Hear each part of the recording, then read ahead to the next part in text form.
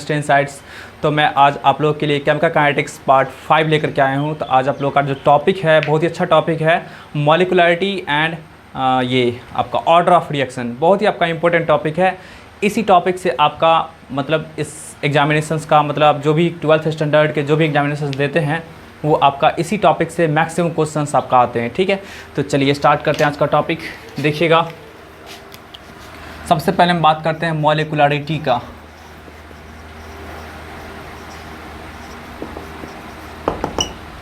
ठीक है, देखिए ये मॉलिकुलरिटी होता क्या है।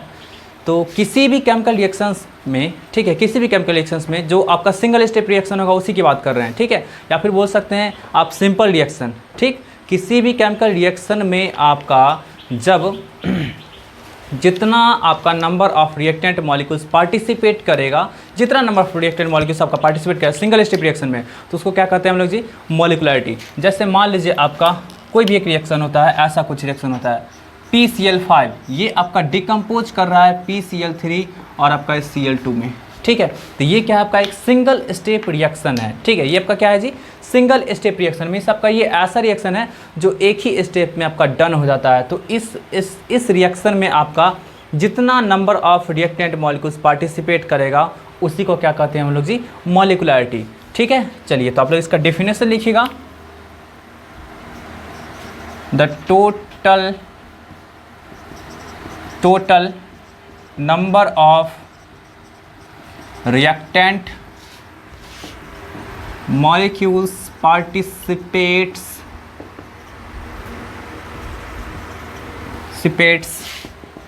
in a simple or elementary or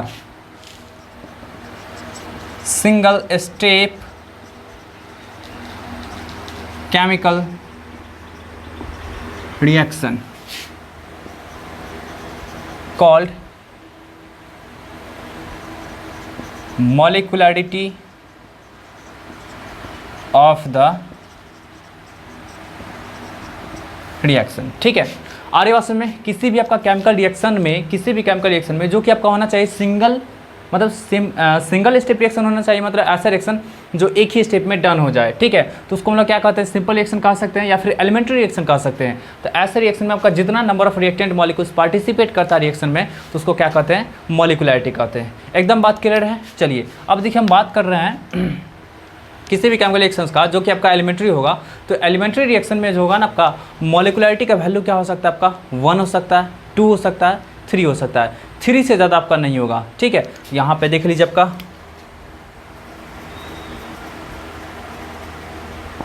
molecularity में बी 1, 2 और 3। ठीक है, मॉलिकुलरिटी का वैल्यू आपका क्या होगा, 1, 2, 3 हो सकता है। मतलब 0, नेगेटिव, फ्रैक्शन, इन्फिनिटी,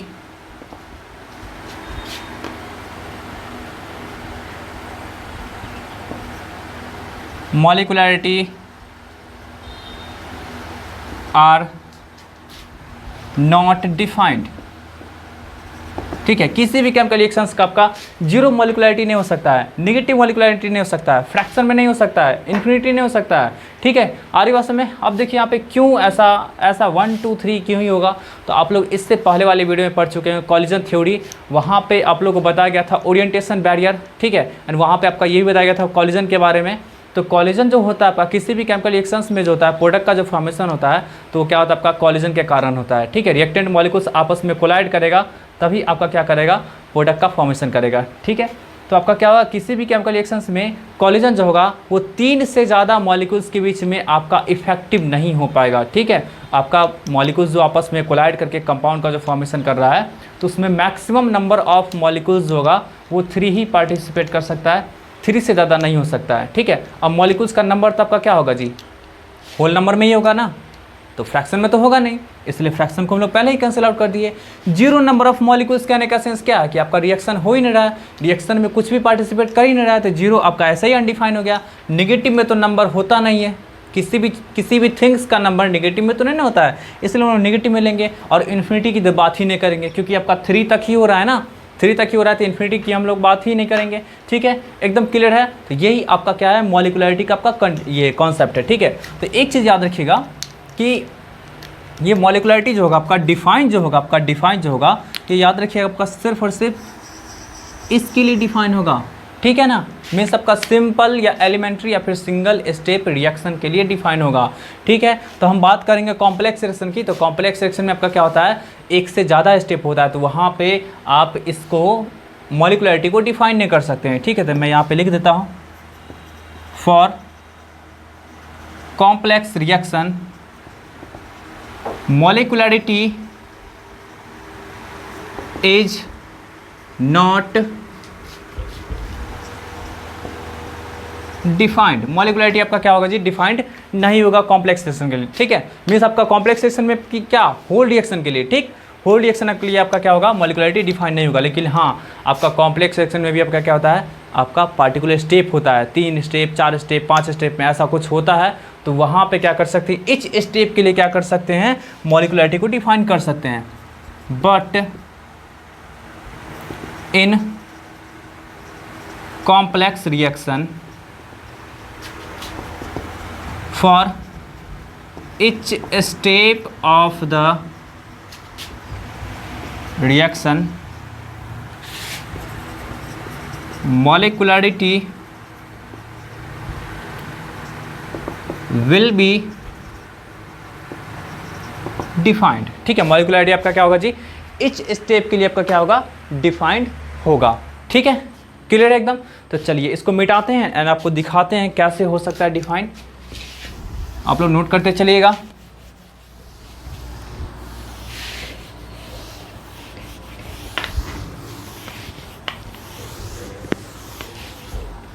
देखिए, हम लोग एक हाइपोथेटिकल रिएक्शन लेते हैं। हाइपोथेटिकल मीन्स आपका जस्ट एक मान लेते हैं ऐसा कुछ रिएक्शन हो रहा होगा, A + B मिलकर के C + D में कन्वर्ट कर रहा होगा। ठीक है, कोई डाउट है। चलिए, तो यहाँ पे क्या होगा, सबसे पहले ऐसा कुछ मानते हैं कि A जो होगा, देखिए ये आपका क्या है, ये कॉम्प्लेक्स रिएक्शन है, कॉम्प्लेक्स रिएक्शन है। कॉम्प्लेक्स रिएक्शन है तो इसके पास आपका क्या होगा जी, बहुत ज़्यादा स्टेप होगा, है ना, एक से ज़्यादा आपका स्टेप होगा। तो देखिएगा ऐसा कुछ करते हैं कि ए आपका सबसे पहले कन्वर्ट हो रहा होगा पी में।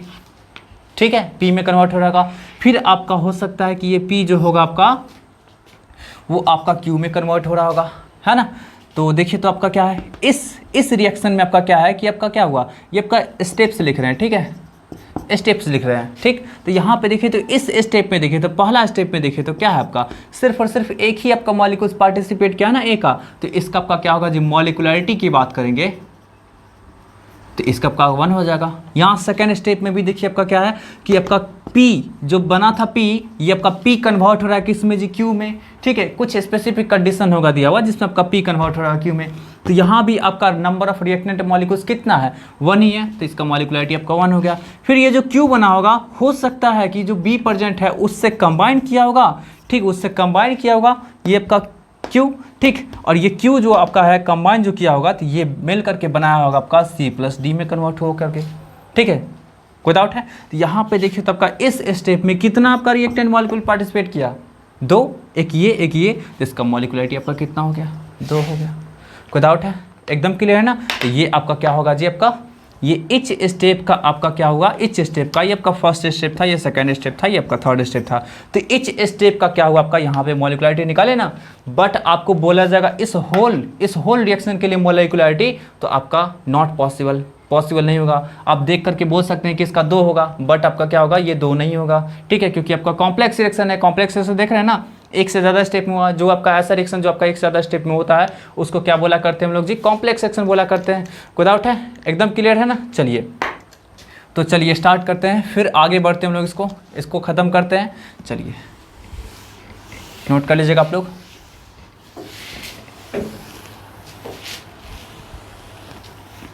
ठीक, आपका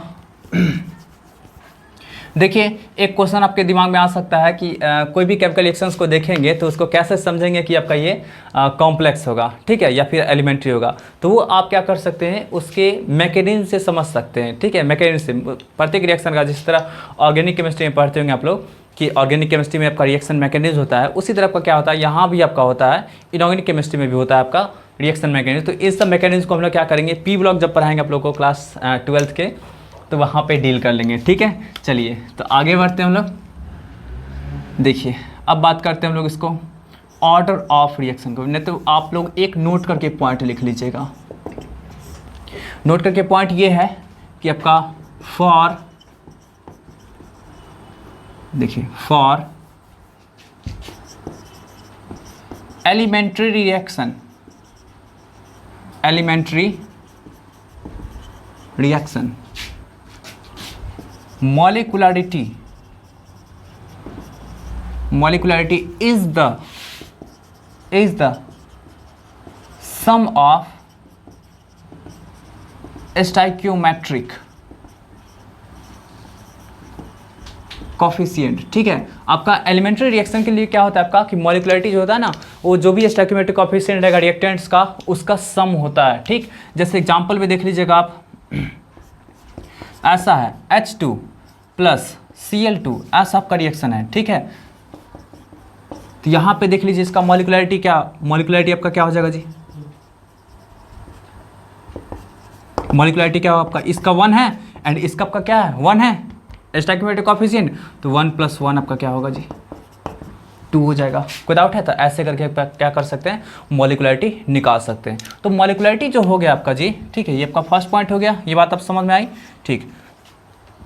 याद रखिएगा सिर्फ और सिर्फ किसके लिए आपका होगा जी, एलिमेंट्री रिएक्शन के लिए। कॉम्प्लेक्स रिएक्शन के लिए, होल कॉम्प्लेक्स रिएक्शन के लिए आप क्या कर सकते हैं, मॉलिकुलरिटी को डिफाइन नहीं कर सकते बस, बट उसके ईच स्टेप के लिए मॉलिकुलरिटी को डिफाइन कर सकते हैं। अब यहाँ पे देखिए फिर से एक चीज़ को कि मॉलिकुलरिटी जो होता है ना आपका बिल्कुल थ्योरेटिकल कॉन्सेप्ट होता है, ठीक है।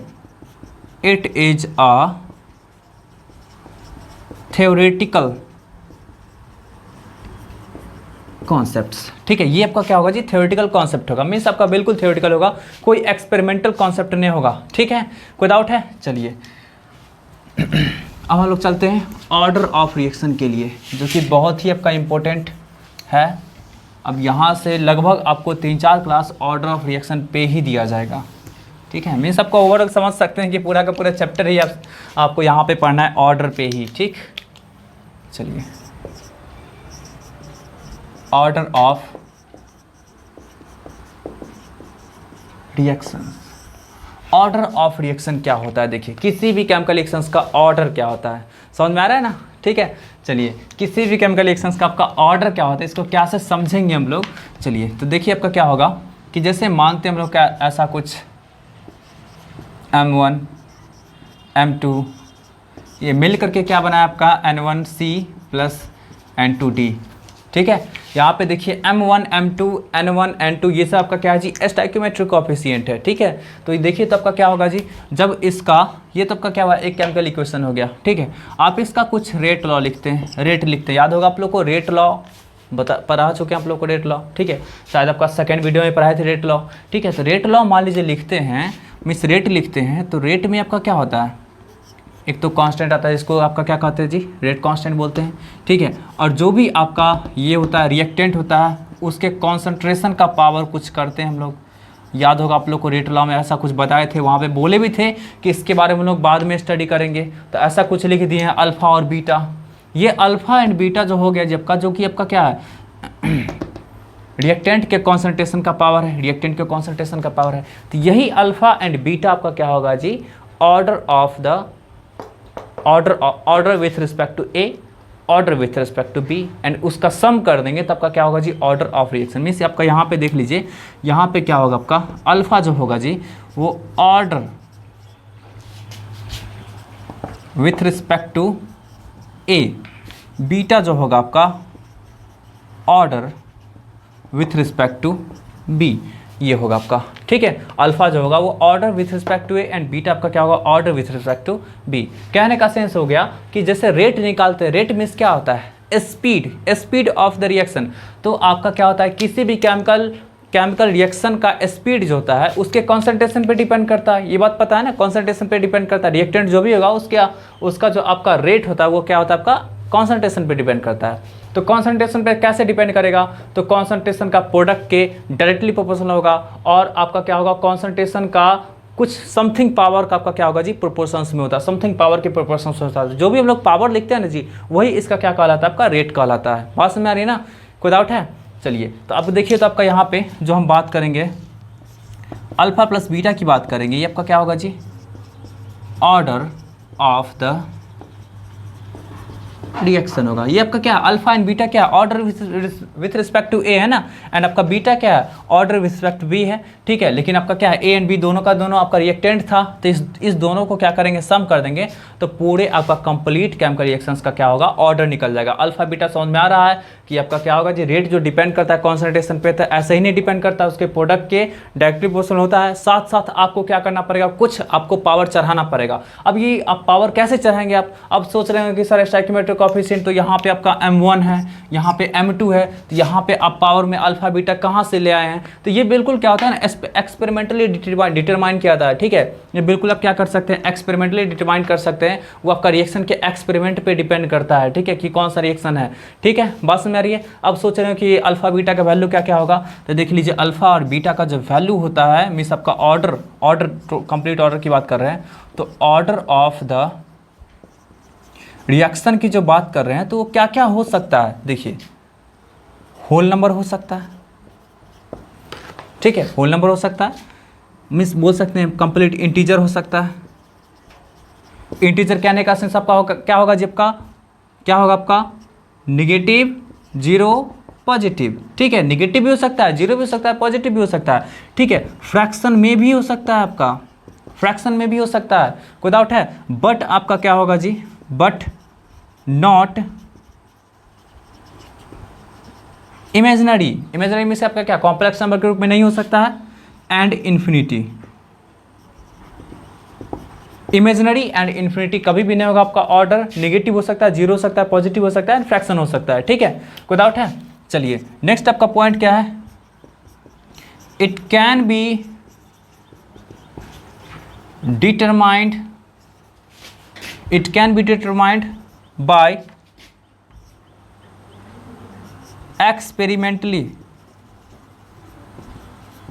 ठीक है। एक्सपेरिमेंटली क्या कर सकते हैं आप, डिटरमाइन कर सकते हैं, ठीक है। नेक्स्ट आप पॉइंट देख लीजिए, हम बात करेंगे एलिमेंट्री रिएक्शन की, फॉर एलिमेंट्री रिएक्शन। देखिए एलिमेंट्री रिएक्शन में क्या होता है ना आपका, कि ऑर्डर ऑफ रिएक्शन होता है वो बिल्कुल क्या होता है आपका, उसके सम मतलब आपका वो मॉलिक्युलरिटी के बराबर होता है, ठीक है, बोल सकते हैं आपका यहाँ पे। तो यहाँ पे ऑर्डर की जो बात करेंगे, order of reaction equal to molecularity of reaction equal to sum of stoichiometric coefficients. और इसका वैल्यू क्या हो सकता है जी, तो आपका लेस देन इक्वल टू 3, मतलब आपका ऑर्डर ऑफ रिएक्शन जो होगा वो क्या होगा जी, आपका एलिमेंट्री रिएक्शन के लिए मॉलिक्युलरिटी के बराबर होगा, ठीक है, और आपका सम ऑफ स्टोइकियोमेट्रिक कोएफिशिएंट के बराबर होगा, और जिसका वैल्यू आपका क्या होता है जी, हमेशा 3 से छोटा ही होता है, 3 के बराबर हो सकता है मैक्सिमम, बट आपका 3 से बड़ा नहीं हो सकता, क्योंकि आप लोग को बता चुके हैं कि किसी भी केमिकल रिएक्शंस में आपका जो केमिकल रिएक्शंस होता है वो क्या होता है, किस कारण से होता है, जबका कॉलिजन के कारण होता है, ठीक है, वो भी इफेक्टिव कॉलिजन के कारण। वो इफेक्टिव कॉलिजन आपका क्या होगा जी, 3 से ज़्यादा मॉलिक्यूल्स के लिए आपका पॉसिबल नहीं होगा, ठीक है, एकदम क्लियर है, आ रही बात समझ में ना। चलिए आगे बढ़ते हैं हम लोग, इतना बात अब समझ में आ गया आप लोगों को। अब देखिए ऑर्डर कुछ हम एक्सपेरिमेंटली आप लोगों को निकाल के दिखाते हैं कैसे निकलता है, कुछ एग्जांपल्स बताते हैं, कुछ ओल्ड फैशनड आईआईटी के प्रॉब्लम्स है। अब ऐसा नहीं कि ओल्ड फैशन, आपको अभी के बोर्ड एग्जामिनेशन में आपका पूछा जाता है क्वेश्चन, ठीक है, अभी के बोर्ड एग्जामिनेशन में पूछा जाता है, मैं बता रहा हूँ आप लोगों को, क्वेश्चन ध्यान से देखिएगा।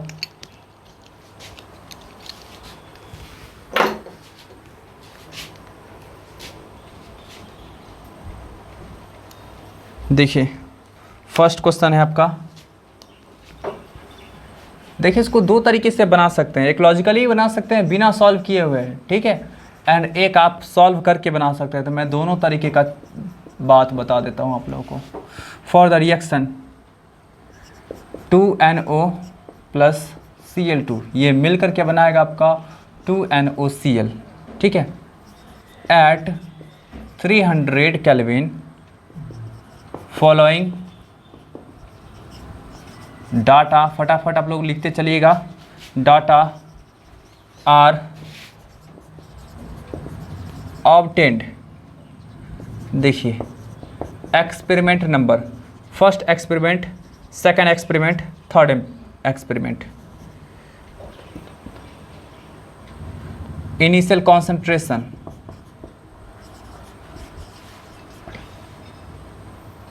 NO का कॉन्सेंट्रेशन आपका है 0.010।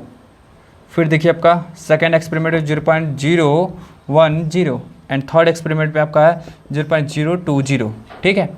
फिर देखिएगा आप लोग Cl2 का कॉन्सेंट्रेशन है 0.010, 0.020, 0.020 एंड इनिशियल रेट देख लीजिएगा आप लोग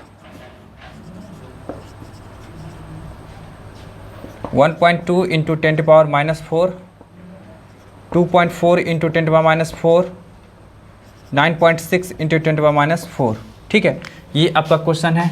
देखिए इसको हम लोग कैसे सॉल्व करते हैं। अच्छा एक सेकेंड, यहाँ पे आपका बोला जा रहा है right the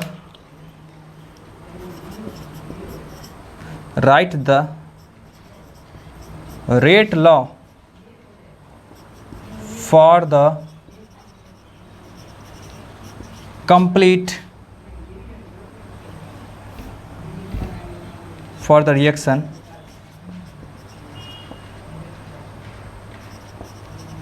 what is the order of the reaction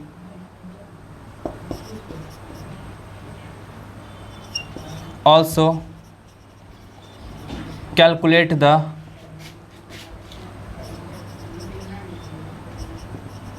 specific rate constant. चलिए दिखने से लंबा लग रहा है क्वेश्चन, बट लंबा है नहीं। देखिए इसको कैसे सॉल्व करेंगे, बहुत ही आसानी से सॉल्व कर देंगे हम लोग। देखिएगा आप लोग, ये आपका क्वेश्चन का पार्ट नहीं है। देखिए जब भी इस तरह के क्वेश्चंस आपको दिए जाएंगे तो सबसे पहले आपको क्या करना है कि आपको कुछ रेट लॉ एक्सप्रेशन लिखना पड़ेगा सारे एक्सपेरिमेंट के लिए। देखिए यहाँ पे आपका क्या बोला जा रहा है कि रिएक्शन है ये, ठीक है, और फिर आपका क्या है एक्सपेरिमेंट, 3 एक्सपेरिमेंट आपका दिया हुआ है। तीनों एक्सपेरिमेंट में आपका कुछ कॉन्सेंट्रेशन लिया हुआ आपका रिएक्टेंट का, रिएक्टेंट में इसका आपका NoCl, ठीक है, NO का और Cl2 का आपका कॉन्सेंट्रेशन कुछ लिया है। फर्स्ट एक्सपेरिमेंट में देखिएगा आप लोग, फर्स्ट एक्सपेरिमेंट में देखिएगा, ये देखिएगा फर्स्ट एक्सपेरिमेंट है 0.010 और आपका इनिशियल रेट आपका दिया हुआ है 1.2 इंटू 10⁻⁴। चलिए तो हम लोग रेट लिखते हैं फॉर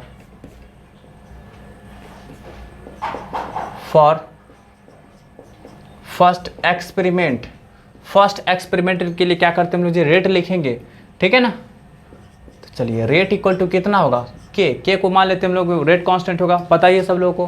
क्या करेंगे हम लोग NO, ठीक, NoCl2 ऐसा लिखेंगे जी। अरे जो भी आपका क्या होगा रिएक्टेंट होगा उसको बिग ब्रैकेट में बंद करके लिखेंगे इस कॉन्सेंट्रेशन के टर्म में, और इसका क्या करेंगे कुछ हम लोग ऑर्डर चढ़ाएंगे। ऑर्डर तो नहीं पता है ना, तो कुछ भी मान लीजिए, x मान लीजिए, y मान लीजिए, ठीक है। तो देखिए तो रेट क्या है आपका इसका दिया हुआ 1.2 इंटू 10⁻⁻⁴, ठीक है। के बारे में नहीं आइडिया है आपको, देखिए इसके बारे में तो आइडिया है ना, NO के बारे में आइडिया है ना। तो NO का कॉन्सेंट्रेशन कितना दिया आपका 0.010, तो 0.010 इसका होल पावर x है। फिर देखिए Cl2 का कॉन्सेंट्रेशन कितना दिया आपका 0.010, इसका पावर आपका y है, ठीक है, कोई डाउट है। चलिए इसको थोड़ा सा और भी हम लोग क्या करते हैं, थोड़ा ट्रांसफॉर्म कर लेते हैं।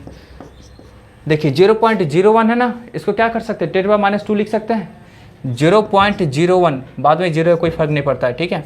100 आएगा, 1/100 को क्या लिख सकते हैं हम लोग 10⁻⁻² लिख सकते हैं ना, ठीक है। चलिए तो देखिए तो अब आप लोग क्या कर सकते हैं 10⁻⁻² का होल पावर x, यहाँ पे भी 10⁻² ही लिख सकते हैं इसको, तो होल पावर y। ठीक है, यहाँ तक क्लियर है। ये आपका क्या हुआ, इक्वेशन फर्स्ट बन गया। अब देखिए सेकेंड एक्सपेरिमेंट के लिए हम लोग लिखेंगे, सेम लिखेंगे। ठीक है, फॉर सेकेंड एक्सपेरिमेंट, तो देखिए आपका इसीलिए क्या लिखते हैं हम लोग जी, डायरेक्ट मैं लिख रहा हूँ। अब ये लिखने का कोई जरूरत नहीं है। रेट के प्लेस पे क्या होगा आपका जी 2.4, तो 2.4 इंटू 10⁻⁻4। ठीक, के एनओ का कॉन्सेंट्रेशन कितना दिया हुआ है, देखिए आपका सेम दिया हुआ है, तो हम लोग क्या करते हैं, सेम लिखते हैं। ठीक है, क्या होगा आपका 0.010 इसका होल पावर x। फिर देखिए तब का इसका कॉन्सेंट्रेशन Cl2 का कॉन्सेंट्रेशन कितना दे आपका 0.020 का पावर y। ठीक, यहाँ से फिर से इसको क्या कर सकते हैं, लिख सकते हैं ऐसा 2.4 इंटू 10⁻⁻4 इक्वल टू 4, एंड यहाँ पे क्या होगा आपका 10⁻² का होल पावर x, यहाँ पे भी आपका क्या होगा जी 2 इंटू 10⁻² का होल पावर y। ये हो गया आपका इक्वेशन सेकेंड हो गया। ठीक, फिर देखिए आपका क्या होगा, देखिए इतना लंबा करने का जरूरत नहीं है, बता देंगे आप लोगों को कैसे होगा। ठीक, फिर देखिए आपका क्या होगा फॉर थर्ड के लिए देखिए बात करते हैं। इसके लिए आपका क्या रेट का वैल्यू कितना दिया आपका, तो 9.6 इंटू 10⁻⁻4 इक्वल टू के एनओ का कॉन्सेंट्रेशन कितना दिया आपका 0.020 का होल पावर x। फिर देखिए आपका Cl2 का कॉन्सेंट्रेशन 0.020 का होल पावर y। अब यहाँ पे देखिएगा आप लोग क्या होगा जी 9.6 इंटू 10⁻⁻4 इक्वल टू के, यहाँ पे लिख सकते हैं हम लोग ऐसा कुछ, यहाँ पे भी क्या करेंगे लिख सकते हैं जी आपका ऐसा कुछ, कोई डाउट है, ऐसा लिख दिया ना, ये आपका इक्वेशन थर्ड हो गया। ठीक है, कोई डाउट है। चलिए अब हम लोग क्या करते हैं ना, मिटा देते हैं क्वेश्चन को, मिटा देते हैं। अब क्वेश्चन का आपका यूज़ नहीं हो पाएगा। ठीक है, चलिए मिटा रहे हैं क्वेश्चन को, ताकि हम लोग के पास कुछ स्पेस भी बच जाएंगे वहाँ पे सॉल्व करने के लिए। देखिए इतना सारा सबसे पहले आपको लिखना पड़ेगा, यदि आप बोर्ड का एग्जामिनेशन दे रहे हैं तो, नहीं तो कॉम्पिटिटिव एग्जाम देंगे तो आपका इतना लिखने का जरूरत नहीं, आप लॉजिकली भी सोच सकते हैं। बताएंगे आप लोग कैसे सोच सकते हैं। चलिए अब देखिए तो आपका equation first and equation second को देखिए, दिख रहा है आप लोग को। क्या करेंगे, इसको ऐसा कुछ करना पड़ेगा। देखिए आपका एक्स एंड वाई वेरिएबल है, के भी वेरिएबल है, तो कुछ ऐसा करना पड़ेगा जिससे कि आपको क्या होगा, कोई एक वेरिएबल निकल जाए। तो देखिए डिवाइड करने से आपका क्या होगा, ये जो कांस्टेंट है आपका वो कैंसिल आउट होगा। ठीक है, कुछ ऐसा करेंगे जिससे कि आपका क्या होगा, दोनों में से कोई एक निकल जाएगा। देखिए तो इस दोनों में देखिए क्या क्या चीज़ कॉमन दिख रहा है, एक ये दिख रहा है कि ये दिख रहा है, एक ये दिख रहा है कि ये दिख रहा है। तो इसका मतलब डिवाइड करेंगे तो ये वाला पार्ट, ये वाला पार्ट, ये वाला पार्ट कैंसिल हो जाएगा। ठीक है, बचेगा आपका ये वाला पार्ट बचेगा, तो ये वाला पार्ट बचेगा, तो यहाँ से तो y को निकाला जा सकता है ना। आ रही बात समझ ना।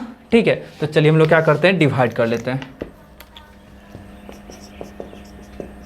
आप सोच समझ के डिवाइड करिएगा ताकि आपका एलिमिनेट हो सके। ठीक है, डिवाइडिंग 2/1, इक्वेशन 2 क्या है आपका 2.4 इंटू 10⁻⁻4 इक्वल टू के 10⁻⁻2 का होल पावर x, और आपका 2 इंटू 10⁻⁻2 का होल पावर y। चलिए इस पर डिवाइड करते हम लोग जी 1.2 इंटू 10⁻⁻4 से डिवाइडेड बाय के इंटू 10⁻⁻2 का होल पावर x एंड 10⁻⁻2 का होल पावर y।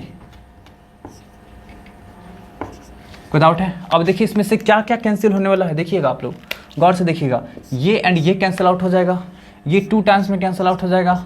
ठीक है, ये आपका के कैंसिल आउट हो गया, ये एंड ये एकदम बिल्कुल सेम है, कैंसिल आउट हो गया। तो यहाँ पे क्या बचा 2 बचा, यहाँ पे क्या बचा जी देखिए तो आप लोग देखिएगा 2 का पावर y। ठीक है, और ऊपर में लिख सकते हैं ना ऐसा 10⁻⁻2 का पावर y, यहाँ पे भी आपका क्या था 10⁻⁻2 का पावर y। कोई डाउट है। अरे जब आप लोग को पता होगा, जब हम लोग क्या करते हैं x एंड y का होल पावर m रहता है लिखा होता है, क्या करते हैं x का पावर m और y का पावर भी m लिख दिया करते हैं। ठीक है, ये बात एकदम क्लियर है ना। चलिए तो हम लोग इसी कॉन्सेप्ट का अप्लाई यहाँ पे कर दिए यहाँ पे। ठीक है, चलिए अब देखिएगा आप लोग कैसे करते हैं हम लोग, ये एंड ये फिर से कैंसिल आउट हो गया, तो 2 इक्वल टू 2 का पावर y बचा, हम इस यहाँ पे 1 है तो y इक्वल टू 1 आ गया। देख लीजिए एक्सपेरिमेंटली निकल के आ गया ना आपको y इक्वल टू 1। कोई डाउट है। चलिए अब हम लोग क्या करेंगे, x का वैल्यू निकालेंगे। तो फिर से हम लोग क्या करेंगे, कोई इक्वेशन को डिवाइड करके निकाल देंगे फट से। ठीक, कोई डाउट है। चलिए तो हम लोग क्या करते हैं, डिवाइड करते हैं अगेन। किस किस को डिवाइड कर दें ताकि कैंसिल आउट कुछ होगा। तो देखिए, तो इक्वेशन सेकेंड में आपका ये पार्ट है, देख लीजिएगा आप लोग, इक्वेशन सेकेंड में अब आपका ये पार्ट है, एंड आपका इक्वेशन थर्ड में क्या है जी, आपका ये पार्ट है। ठीक है, तो ये दोनों पार्ट्स, इक्वेशन सेकेंड ये रहा। ठीक है, तो इक्वेशन सेकेंड में आपका ये पार्ट है, इक्वेशन थर्ड में ये पार्ट है, दोनों पार्ट सेम रहा। ठीक है, के कैंसिल आउट हो जाएगा तो बच जाएगा एक्स आपका, तो यहाँ से कर सकते हैं आप लोग। ठीक, तो यहाँ पे देखिए मैं दिखा रहा हूँ आप लोगों को, from equation 3 divided by equation 2। ठीक, चलिए इक्वेशन 3 में देखिए क्या लिखा आपका, 9.6 इंटू 10⁻⁻4 इक्वल टू के 2 इंटू 10⁻2 का होल पावर एक्स इंटू कितना होगा जी आपका यहाँ पे 2 इंटू 10⁻2 का होल पावर वाई, ऐसा कुछ लिखा हुआ है। ठीक, डिवाइडेड बाय क्या है आपका इक्वेशन सेकेंड में, देखिए आपका 2.4 डिवाइडेड बाय -2 10⁻4। ठीक, के इंटू 10⁻2 का होल पावर एक्स, यहाँ पे भी आपका क्या होगा 2 इंटू 10⁻2 का होल पावर वाई। अब देखिए क्या क्या कैंसिल आउट होगा, देखिए गौर से आप लोग देखिए, ये कैंसिल आउट हो जाएगा। ठीक है, ये 4 टाइम्स में कैंसिल हो जाएगा इससे। ठीक, फिर देखिए ये कैंसिल आउट हो गया, एंड ये कैंसिल आउट हो गया, सेम था इसलिए कैंसिल आउट कर दिए। अब देखिए आपका यहाँ पे फिर से क्या आपका क्या होगा जी, यहाँ पे देखिए ये आपका 4 है ना, यहाँ पे सिर्फ 4 बचा है, जिसको क्या कर सकते हैं 2 का पावर 2 लिख देंगे। ठीक है, यहाँ पे फिर से इसी के तरह आपका क्या बचेगा 2 का पावर x बचेगा, और ये बचा है ना सिर्फ टर्म, तो 2 का पावर x इंटू 10⁻2 का होल पावर x लिखेंगे। यहाँ पे भी आपका क्या है 10⁻2 का होल पावर x है, ये दोनों कैंसिल आउट बचेगा तो आपका 2 का पावर x बचेगा। तो यहाँ से भी आपका x इक्वल टू क्या हो गया जब का 2 आ गया। ठीक है, तो ये भी आपका क्या हुआ x इक्वल टू 2 निकल गया। मीन्स आपका order of the reaction with respect to, या order of reaction with respect to एनो के आपका रिस्पेक्ट में ऑर्डर कितना निकल गया जब का 2 निकल गया। ठीक है, एकदम क्लियर है ना। चलिए अब आगे बढ़ते हैं, हम लोग क्या करते हैं, आपको यहाँ पे रेट लॉ निकल के आ जाएगा, आप यहाँ पे फिर के का वैल्यू निकालना है वो भी निकाल सकते हैं। ठीक, चलिए मिटा देते हैं सबको। अब हम आई होप लोग इसको नोट कर चुके होंगे। देखिए रेट लॉ तो आपका यही है जी, है ना, इसको ही मैं मिटा दे रहा हूँ, आप लोग नोट कर चुके होंगे। नहीं भी नोट करें तो वीडियो को पॉज करके नोट कर लीजिएगा आप लोग। ठीक है, चलिए देखिएगा, रेट की बात कर रहे हैं ना, रेट इक्वल टू क्या है आपका यही ना है जी, NO का होल पावर x और आपका Cl2 का होल पावर y। देखिए k का वैल्यू तो पता नहीं अभी, NO का वैल्यू कितना निकला है, x का वैल्यू 2 निकला है ना, तो यहाँ पे 2 डाल देते हैं। ठीक है, Cl2 का वैल्यू, Cl2 के लिए क्या निकला है आपको, y का वैल्यू जी 1 निकला है, तो ये आपका क्या हुआ, ये रेट हो गया। अब यहाँ से सोच रहे हैं कि k का वैल्यू कहाँ से निकलेगा, तो k का वैल्यू आप इजीली निकाल सकते हैं। देखिए कैसे निकालेंगे, किसी भी इक्वेशन से चल दीजिए आप। चलिए हम लोग फर्स्ट इक्वेशन से ही चलते हैं, फ्रॉम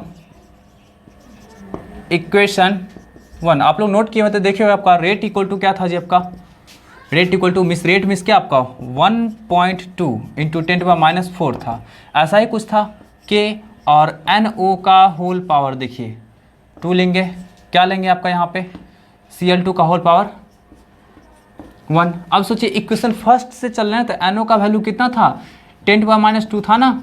ठीक है, इसका वैल्यू भी कितना था आपका 10⁻2 था, कोई डाउट है। चलिए यहाँ से देखिए तो आपका 1.2 इंटू 10⁻4 हुआ, यहाँ पे देखिएगा आपका k और यहाँ पे आपका ये क्या हो जाएगा जी 10⁻2 का होल पावर 3, बेस सेम तो आपका पावर भी सेम।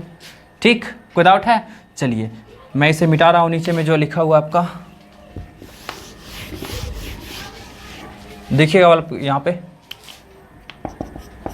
1.2 इंटू 10⁻4 इक्वल टू के इंटू 10⁻6, ये रहा आपका। ठीक है, इसको हम लोग उठा के इधर ले आएंगे तो आपका कितना होगा 1.2 इंटू 10⁻4 और इंटू 10⁻6, तो यहाँ से क्या हो जाएगा आपका k equal to 1.2 into 10⁻2 means आपका k इक्वल टू 120। यही आपका क्या हुआ रेट कांस्टेंट आ गया, एकदम इजीली आ गया ना। ठीक है, तो यहाँ पे रेट कांस्टेंट का वैल्यू आप डाल देंगे तो आपका इक्वेशन बन गया। मीन्स यहाँ पे हम लोग डाल देते हैं 120, यही आपका रेट लॉ निकल गया। आपको रेट कांस्टेंट जिसको स्पेसिफिक रेट रिएक्शन बोले थे, रिएक्शन रेट बोले थे, या फिर आपका ऑर्डर भी निकल गया, सब कुछ निकल गया। आप ऑर्डर ऑफ रिएक्शन निकालना चाहते हैं तो इस दोनों को ऐड कर दीजिए तो ऑर्डर ऑफ रिएक्शन निकल जाएगा। ऑर्डर ऑफ रिएक्शन आपको निकल के आ जाएगा 2 + 1 = कितना 3। कोई डाउट है तो देखिए ऐसे करके आपका क्या होता है, ऑर्डर ऑफ रिएक्शन निकलता है। ठीक है, कोई दिक्कत है तो ये आपका क्या हुआ, एक बोर्ड जैसा, मतलब बोर्ड एग्जामिनेशन में जैसे लिखेंगे आप वैसा ही आपका क्या हुआ, कुछ ट्रिक हो गया, सॉरी कुछ मेथड हो गया। ठीक है, कोई डाउट है? चलिए हम लोग आप नेक्स्ट वीडियो में देखेंगे कि इसका कैसे ट्रिकी टाइप से हम लोग सॉल्व करेंगे, एकदम लॉजिकली सॉल्व करेंगे। ठीक है, कोई डाउट है? चलिए।